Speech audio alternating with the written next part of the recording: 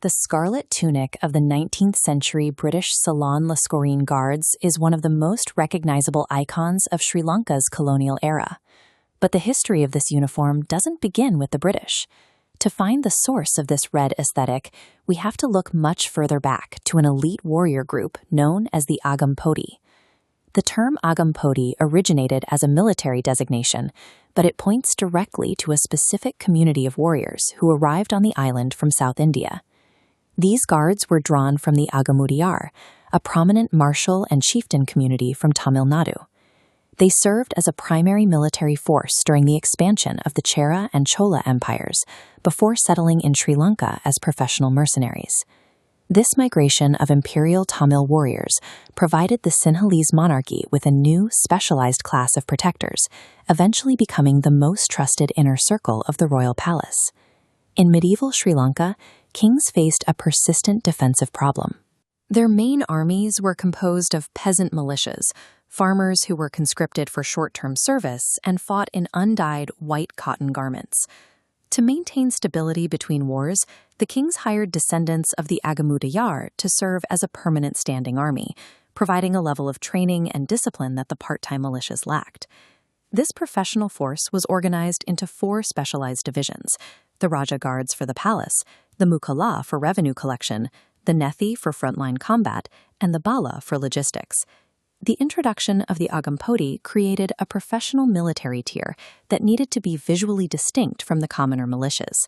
To signal their unique status, these guards were granted a visual privilege denied to the peasant infantry: the right to wear deep red turbans. In the visual language of the time, red was the color of martial prowess and royal authority. It identified the wearer as a professional soldier whose primary trade was warfare. This made them instantly identifiable on the battlefield. Whether to friendly commanders or opposing forces, the distinct red turban clearly marked the arrival of the king's most capable units.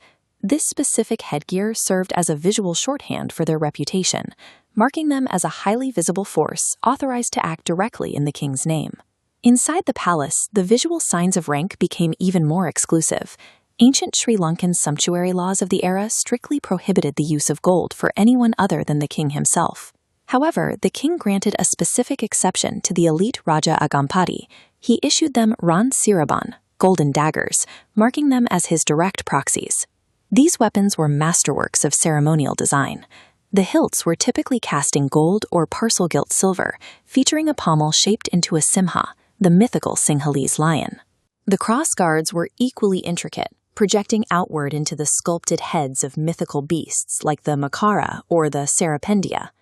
Even the scabbards served to communicate rank, encased in precious metals and heavily embossed with traditional Sinhalese motifs. These golden weapons served a practical security purpose. In the dimly lit inner sanctums of the palace, the gleam of the gold under oil lamps instantly verified a guard's high-level clearance. These golden insignia were not mere decorations. They were a functional form of identification that proved a guard's proximity to the monarch. When European colonizers, the Portuguese, Dutch, and British, began to settle on the island, they faced a significant challenge in establishing their own authority. To secure the loyalty and respect of the local population, the colonial powers realized they needed to adopt the existing symbols of power that the people already recognized. This is why native mercenaries, known as Laskarans, were issued red uniforms, sashes, and turbans. By mirroring the aesthetic of the Agampudi, European powers successfully hijacked a local visual language of military prestige. The redcoats associated with the British Governor's Guards were not an import from London, but an adaptation of a tradition established by elite native warriors centuries earlier. As the era of the Sinhalese kings ended, the Agampodi warriors did not disappear.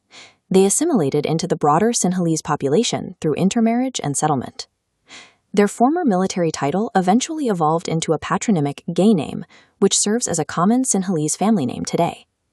This surname is now a prominent fixture of the southern coastal regions, particularly in towns like Ambalangoda and Gale.